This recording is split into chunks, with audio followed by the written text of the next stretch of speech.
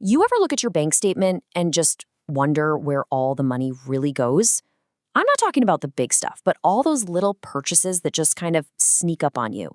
Well, today, we're going to pull back the curtain on the huge hidden cost of those tiny daily habits. And trust me, you might be a little shocked by what we find.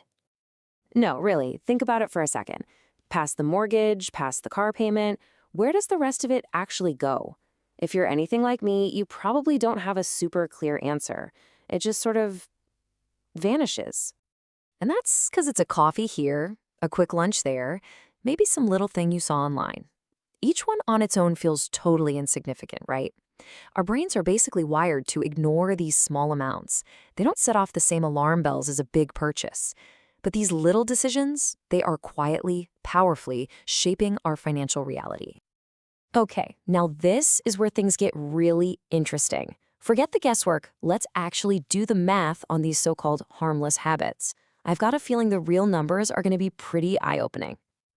So let's start with a classic. That daily caffeine fix that just gets your morning started, it's only $5. I mean, what could that possibly add up to? $1,300. Wow, just let that sink in.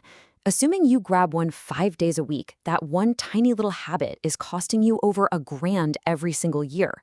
And that's just the coffee. All right, so what about grabbing lunch out? It's so convenient, so easy, and it's just $15. You're not doing it every day, of course, maybe just a few times a week when things get busy. And there it is, over $2,300 a year just for buying lunch 3 times a week. Okay, now we are starting to talk about some real money. But this is where you see the whole picture. Let's throw in a streaming service, maybe a couple of those little online impulse buys each month, and suddenly the total is nearly $90 every single week. Let's just let that number sit there for a second. $4,600. You know what that is? That's a serious vacation. That's a huge chunk of debt paid off. It's a massive boost to your savings. And right now, it's just disappearing into things we barely even think twice about. And this is the real kicker. The true power of these small numbers is what happens when they build up. A single year is one thing, but what happens when these habits go on for 5 years, 10 years, or even longer? Just look at this. In 5 years, you've spent $23,000. In a decade, that's $46,000. And over 25 years, it's over $115,000 gone, all from small daily purchases. That is absolutely staggering. Okay. The point here is not to make you feel guilty. It's not to say you have to give up everything you enjoy, not at all. This is simply about awareness. It's about having the knowledge so you can make conscious choices with your money. You know, there's actually a name for this whole phenomenon. It's called compound spending. Think of it like the evil twin of compound interest.